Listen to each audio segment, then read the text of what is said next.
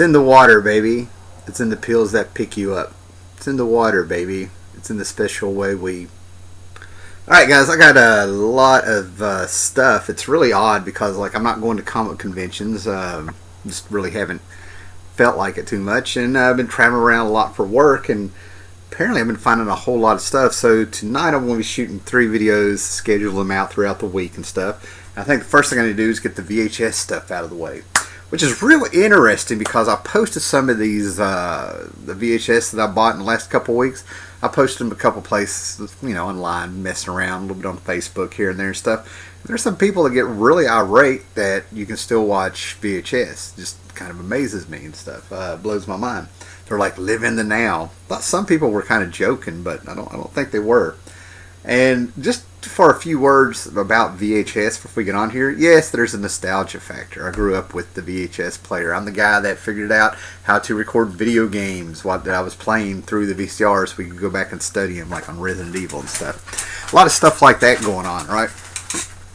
You know, it was really cool. Nobody could ever, you know, set their clock on the VCR. But there are some movies that when you take away the nostalgia and get objective about it, for some reason they really do look better being played through a VCR. I don't know if it's the grainy feel of them or what it is, but usually it's a lot of 80s movies.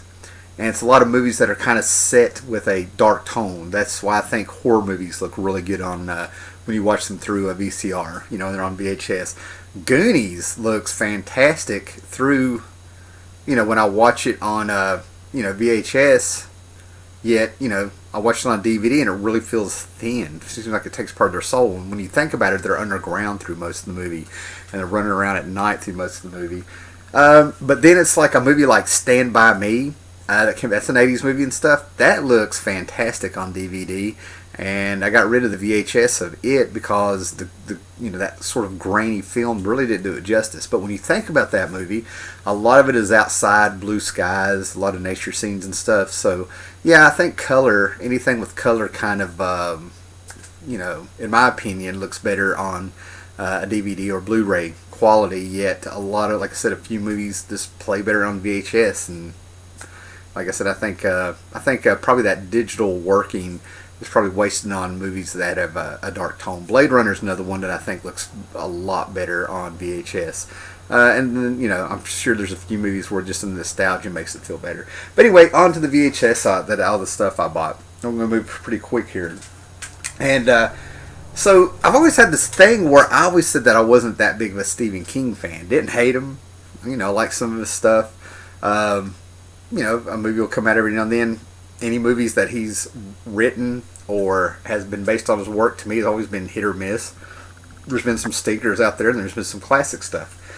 So, excuse me. So, when I was getting ready to shoot this video, and I was like kind of organizing things, I was like, oh my God, I have 4 Stephen King movies here. I just couldn't believe it.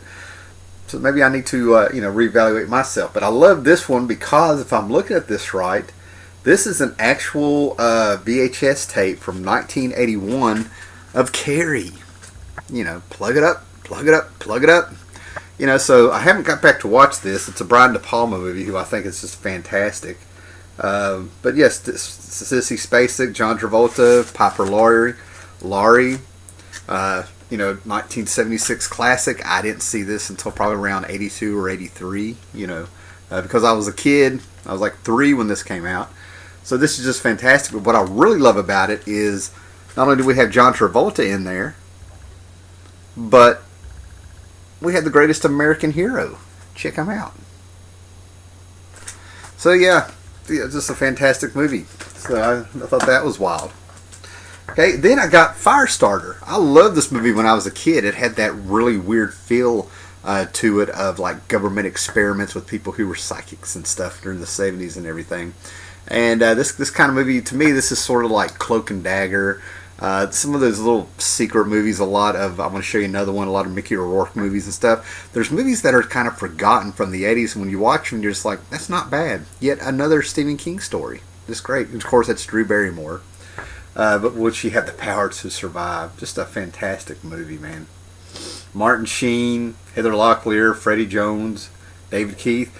And it has Art Carney, and George C. Scott with an eye patch in it. That is freaking fantastic.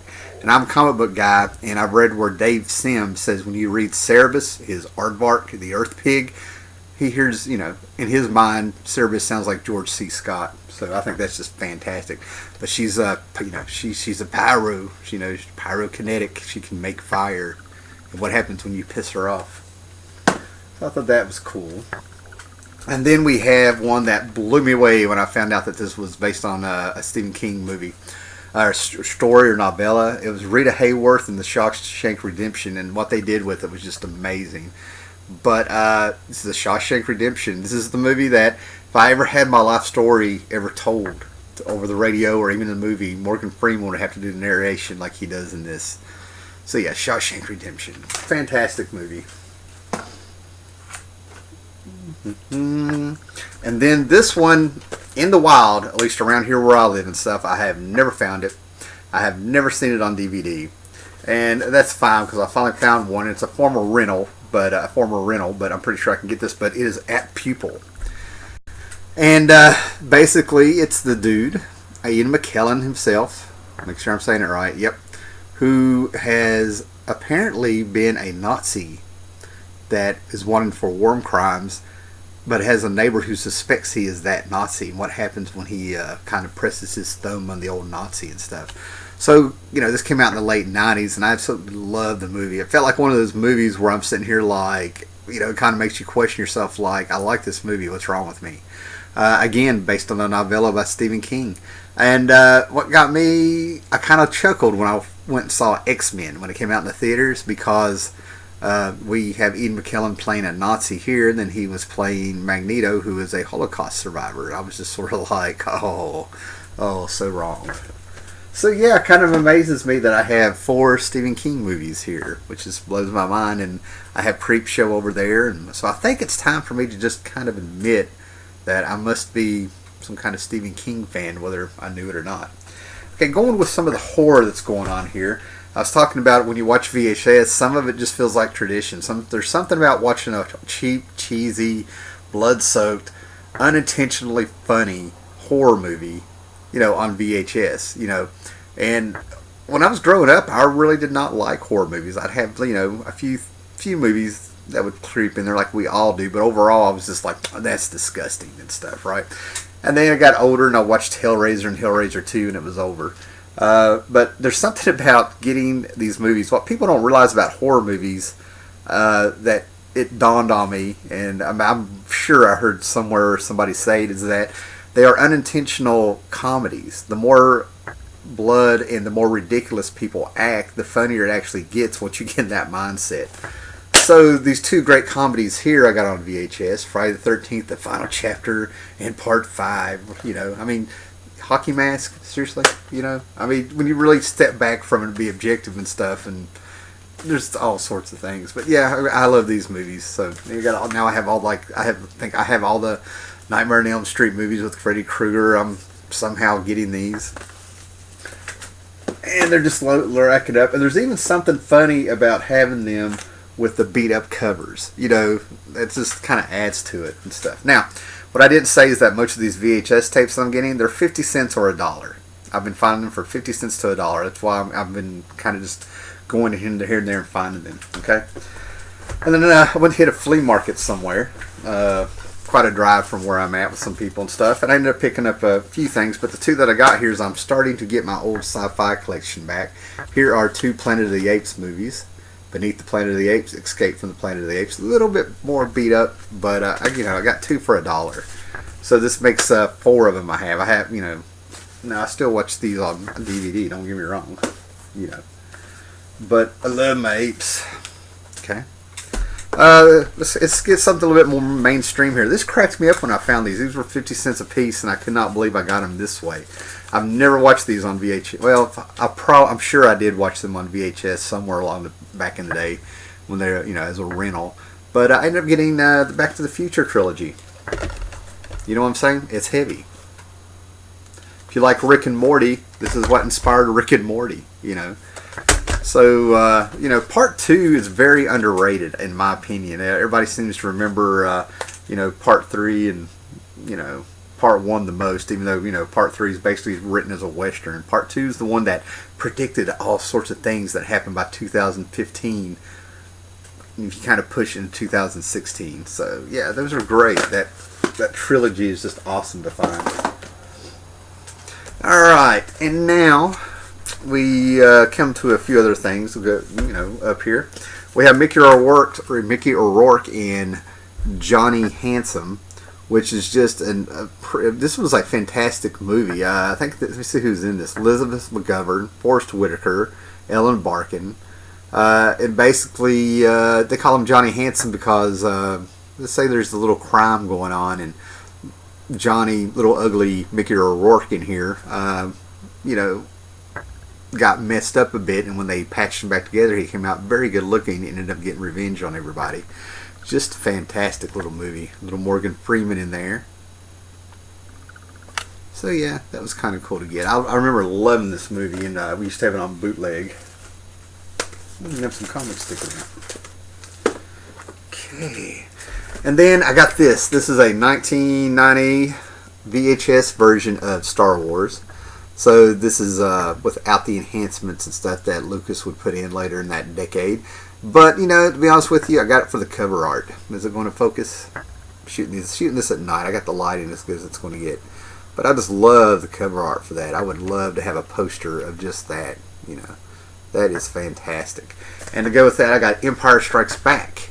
And I'm hoping this is also the unaltered editions before George Lucas got in there. Now, I have the unaltered, enhanced, wherever you want to put it, editions actually on DVD, you know, that came out. A lot of people didn't know there was a set that did come out that had 0 enhancements.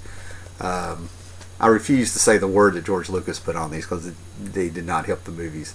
So yeah, but man, that is just awesome. I might try to find some. I'm sure there's a company online or something where I can send them a picture and they'll make a poster. So yeah, I got my sci-fi kick in there. I got Terminator, which is just a classic. To me, this is like Road Warrior. If you do not have this in your movie collection, check in your main card. And then I also got Terminator 2, which was just amazing because I found this like maybe a week after finding Terminator, which just amazed me. So that was just, you know, Eddie Furlong. Who knows? Who knew? Who knew? Furlough, Furlong, whatever. So yeah, I've got 2 of Arnold's best. You know, just fantastic. And then I thought I had the first one, but I didn't. It's okay and stuff. But I got RoboCop 2 and 3. These 2 are both written by Frank Miller, and part 3 was so altered from his script and stuff that it kind of made Frank Miller give up on Hollywood for quite a while and stuff, right? Part 2 I thought was fantastic. And I need to find part 1 because there's nothing like seeing Red Foreman, you know, sticking his foot up Peter Weller's ass, and I love Peter Weller. Oh, such a good movie. Such a good movie. Sorry, man, getting a little nostalgic from a RoboCop. And they're satire. That's what people don't realize. It's the best kind of sci-fi. It's satire. Okay, so, and I also found Batman, the Tim Burton first Batman, another movie, dark tone. The DVD looks fantastic. I have it over there. It's, you know, crisp and clear and great to watch, but there's something that enhances the movie when you watch it on VHS. It blows my mind. I got it in the VCR over there. I got this. I've never seen this, but I think this is from like a BBC TV show or something, but it's the Chronicles of Narnia, the Silver Chair. I might have shown this before, but I always grab a Hitchcock movie with Jimmy Stewart. To me, they're just fantastic. Rear Window is one of my favorite movies of all time. But we have Vertigo. And then, you know, I have a soft side. I have a very soft side. And yes, I like this movie. Directed by Clint Eastwood, but it's Bridges of Madison County. Yes, I like this movie. I watch this movie. I study that movie. So decadent. Brazil. Terry Gilliam. I think I've almost figured out what it's about. I think 1 or 2 more viewings, I can tell you what this movie is about and what the subtext is and what the message is and anything. I wish I had wings to fly above the clouds. Xanadu. Yes, Xanadu. Still with the price tag on it. Why did I get this? Because when the Warriors came out, it opened all kinds of doors for the actor that played Swan. Right here. They had a Swan from the Warriors. So he became famous, and people were knocking his door for movies, and then he did Xanadu, and all those doors shut. And I've always been like, this is a cautionary tale. Plus ELO did the music in it. And then we're just going to leave off with this. I found this, the Mighty Morphin Power Rangers Magical Christmas Special. Alpha's Magical Christmas Special. Now, I will admit I did not watch more than maybe 2 or 3 episodes of the Power Rangers the entire time they were on in the 90s. Because I grew up on Spectre-Man, Ultraman, Space Giants, Battle of the Planets, that kind of stuff. The 60s and 70s, So when this came out, I saw where it was influenced. Didn't watch it, but here's a Christmas special. I think I'm gonna start grabbing them. We're on the. I used to have Pee-wee's Christmas special. That could be the holy grail. Alright guys, so there you go. VHS tapes. Moving on to the next video. Later.